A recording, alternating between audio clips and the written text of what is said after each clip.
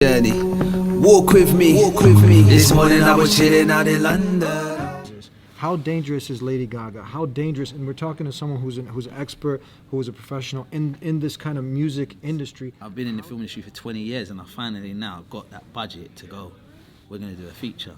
This is going to go out mainstream in the cinemas, blah, blah, blah, all over the world, distribution. Okay, so they're trying to find what we've got. But we got it, and then They're trying to find what we've got. And the Puff Daddies of the world, listen to them, they're like, this Dunya is just, we're just passers by in this world. Mm-hmm. And you can see, it's like, how can you expect the heart to be content if it don't have a relationship with the one who created the heart? Yeah.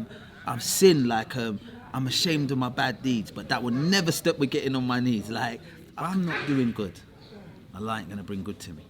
It's just a simple maths, really. By trying to fix your problems, the way of fixing your, because another problem is gonna come. The way of fixing your problem by fixing that heart, fixing relationship with Allah, and you can handle problems. Then you can. I never lose hope. Never lose hope. No one. That's a key. Never lose hope. I just hope. think to myself, wait, if I can't turn to Allah to help, if Allah can't help me, no one can help me. The Iman helps that woman move her hijab from there to there. The Iman does that. Like not, and so. But we're not. You went through some struggles, I can imagine. Oh, major struggles. Made me.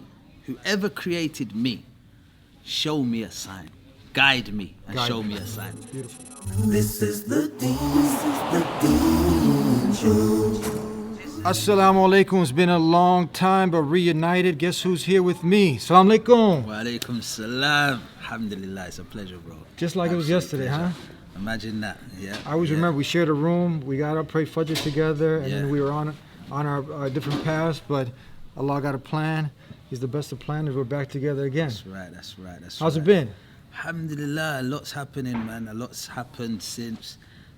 More of the same, more traveling, telling that story of my conversion to Islam in so many different cities. I found myself in like Australia, South Africa, Malaysia, all over the world. Like, yeah, just working with the young people. We got the Spot project now, so we built an orphanage in Gambia and a school. So yeah, alhamdulillah, man, good work. Let's talk about a few of the points you spoke about, having this dunya in your hand. Most people, they have it in their heart. Yeah. And then that's when you're doomed. Yeah. Talk about that. I just feel like I noticed it's easier to notice the situation and the state we're in because of how the world's moved forward, like social media.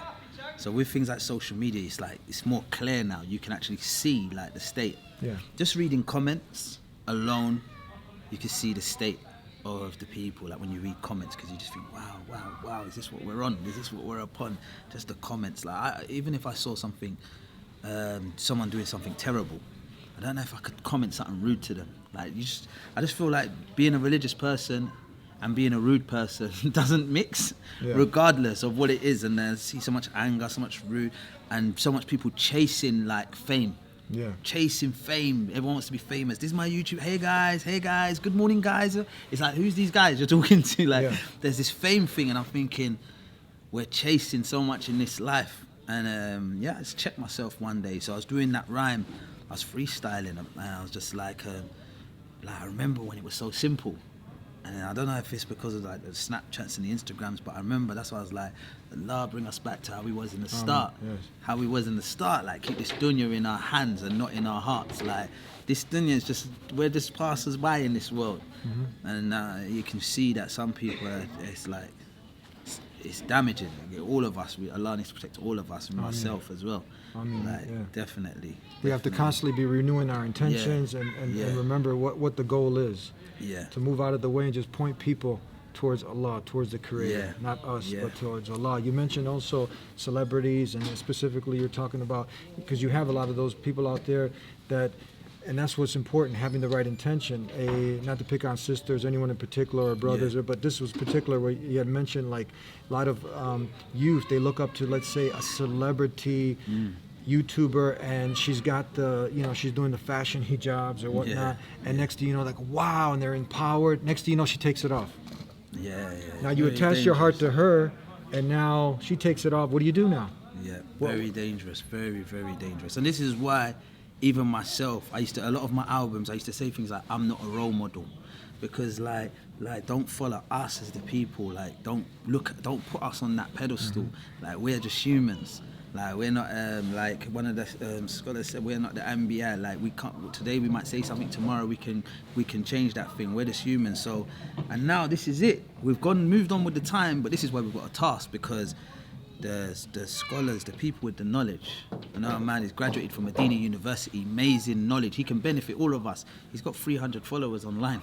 Yeah. But I know a girl who's good at plucking eyebrows and doing this contour lining on the cheeks. She got 3 million. She's got 3 million. So there's two things. It shows that what we're interested in and what we're really inspired by.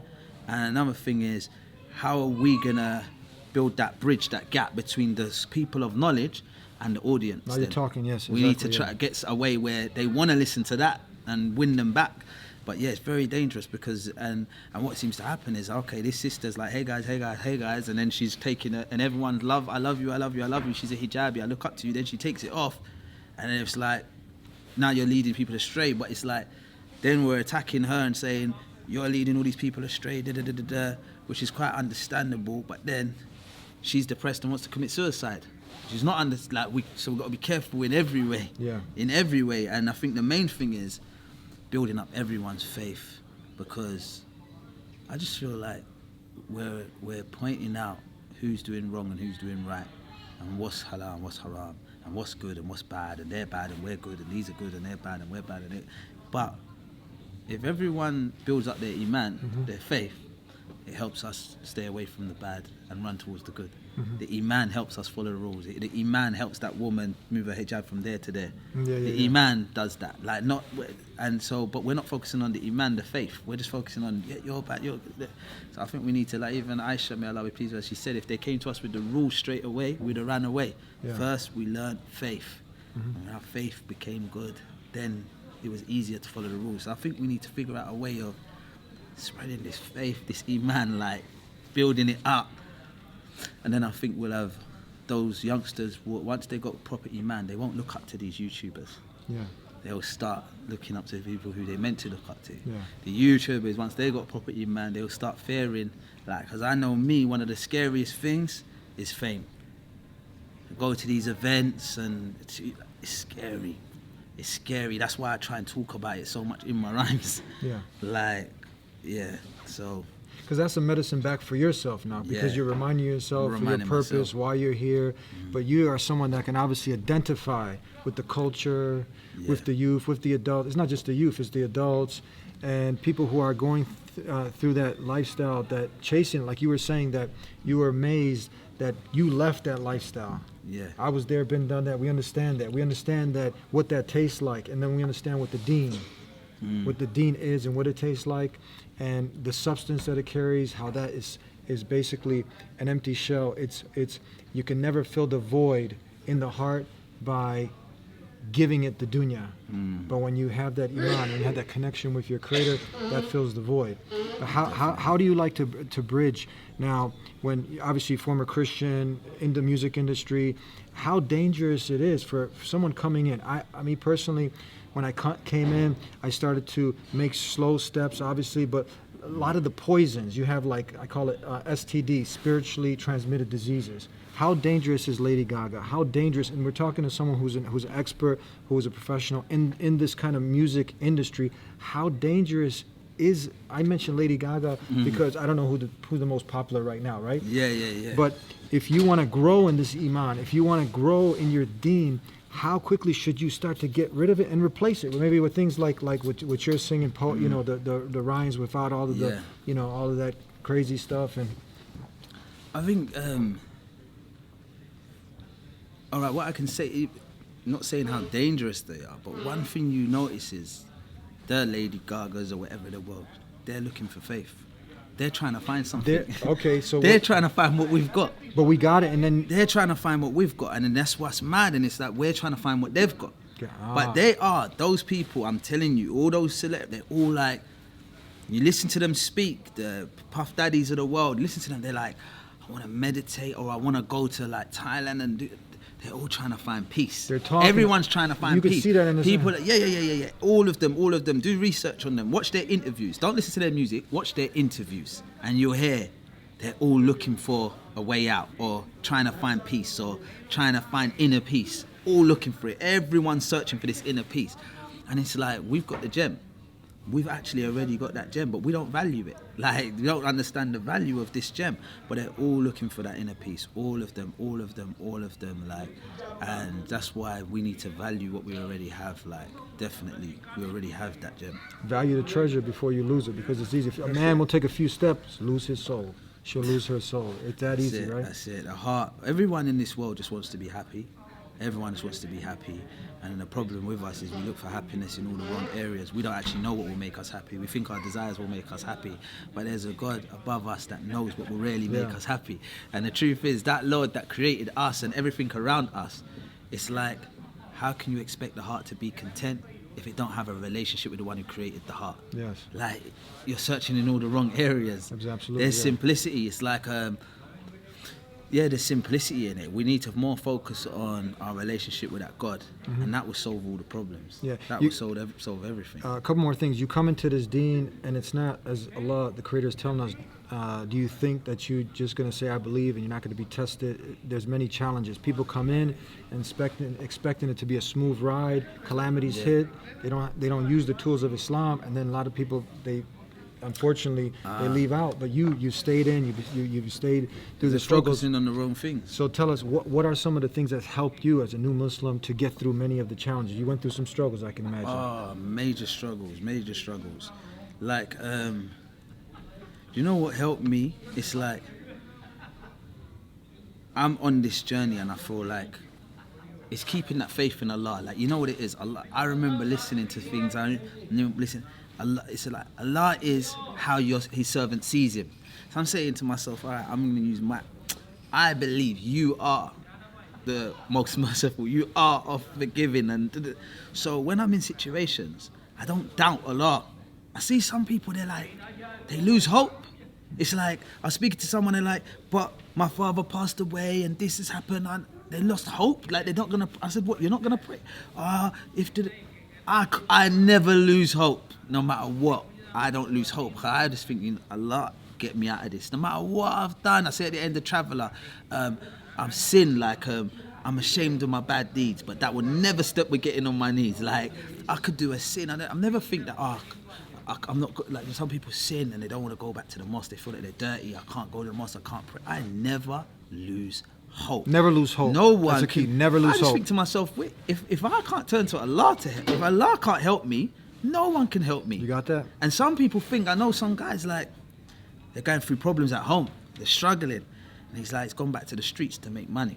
Like, he hits the struggle, goes back to the streets. Goes back to the streets, but he's got a good excuse. His mum's sick and this is bad and and we've got to pay the bills, so I'm going to hit the streets, I'm going to sell these, I'm going to do criminal activities to make money. I said, okay, so that's going to help. What? So you don't think that Allah's going to help you? You think that you doing, because my thing is this, you see, when I sin, I think that I await the punishment. Like, I think that if I'm not doing good, Allah ain't going to bring good to me. It's just a simple maths, really. So, like, I just think if I do good, Allah will bring good to me. If I do bad, Allah's gonna bring bad to, like, not. But in that kind of way is how I look at it. So I was thinking, you can't be on the streets doing all of that and then think you're gonna end up ruining yourself even more. You're not gonna fix your problems by trying to fix your problems. The way of fixing because another problem is gonna come. The way of fixing your problem by fixing that heart, fixing relationship with Allah, and you can handle problems. Then you can handle anything. Like, I feel like, when you've got a good relationship with God, Allah, you can handle anything that this world, this dunya throws at you, because this dunya is not in your heart, it's just in your hands. So you can handle everything that it throws at you. So that's kind of one way. And experience, though, I don't want to talk because experience is a great teacher. So I've gone up and I've gone back down. So when you experience that drop, then the next time you get up, your experience has taught you. So I don't want to look like anyone. Like, I've had to experience his ups and downs. Like, I went through them days where money becomes hard, and like, I'm battling with the film industry a lot. So I went for a stage where I said, I won't make movies again. Like, nah, because the movies are this, that, I'm too religious now to be in movies. And then I was like, they offered me a movie, 2012, I think it was, like 7 years ago, and it was like, but the scenes you're in, there's nothing haram in. You know, like, so then I'm like, okay, maybe I'll do that movie because the money's... So I go through my battles, and then it's like everything that comes with it and the fame, and then a youngster says to me, pulls me in the mosque and he's like, Muslim Belal, I see you in that movie. Why would you play in a bad man? I'm thinking, oh my gosh, like saying I'm playing like, do you know this is how the kid's looking at me? He's like, because in the film I'm acting as a bad guy. I was thinking, yeah. But so the kid got you thinking now. Yeah, the and kid. You don't know Allah kid's sending about signs. These are the kid's about 7 years old. Yeah. Kid was about 7 years old and he came up to me and said that. I was like, wow. So I go through my own tests. We all go through tests. But that's why I say, like, you just got to have that faith in Allah. And then now, look at that. I always say in travel, like the same track, I say, you give up something for Allah, he replaces it with something better. I remember when I said, all right, you know what? That's it now. I'm not going to do no more movies like that. Make them things. And I started doing certain good things that maybe, inshallah, they accepted in the path of Allah. And then I get funding to do a proper feature film, like a big release feature film that I've always wanted to do. That is within the boundaries, like no music, no nudity, no swearing, clean, no scenes of sexual nature, yeah. Not even a swear word in this film, like, and about a revert to Islam, my story. And I was just like, this is what I always wanted to do, because I make film for a living, but I've never wanted to do them. I wanted to utilize it, but there's no money. And that's why you got Muslims, like Allah reward them, trying to make like films, dawah films, but it's not real films, like with real backing and real money. Like, you're not going to compete with the Slumdog Millionaires and, you know, City of God, like these films. Absolutely. Because it's low budget. And I've been in the film industry for 20 years and I finally now got that budget to go, we're going to do a feature. This is going to go out mainstream in the cinemas, blah, blah, all over the world, distribution. And like, so, Allah, you have to have faith in Allah. Look, you have to never give up, never lose hope. So where can people see this film that's coming out? So this film, is it done already, or it's in the No. We're in pre-production now. We've been in pre-production for the last couple of months. We start shooting in January. Yeah. We won't finish shooting till March. So we're shooting for like 7 weeks. Some in London, some abroad. I don't want to give to you, but it's shot half in the UK and half in another country. And then we're going to editing stage. So it won't be till the end of 2019, end of the summer. We'll try to aim for summer 2019 or the end of 2019. It'll be out, and inshallah it'll be a worldwide release in the cinemas. So look out for Muslim Belal here on the Deen Show. And last piece of advice: someone never heard the name of Allah. Someone is tuning in, just came from a rock concert, hip hop concert, and they're depressed. They've been doing all sorts of things. They tuning in and they like what we have to say. Where do you recommend people start? I think you should just call out and say, whoever made me, Allah, whoever made me, whoever created me, show me a sign, guide me and show me a sign. Beautiful. And Allah's going to guide them. Isn't that simple? That's your homework sincerely. Now. Be sincere, be genuine, and ask the Creator of the heavens and earth, the ultimate, the reality, the one who created you to guide you. Thank you, Jazakallah. Pleasure. Thank you, my brother. Always a pleasure to have you back on the Deen Show. Definitely. Alhamdulillah. Assalamu alaikum. Wa alaikum assalam wa rahmatullahi.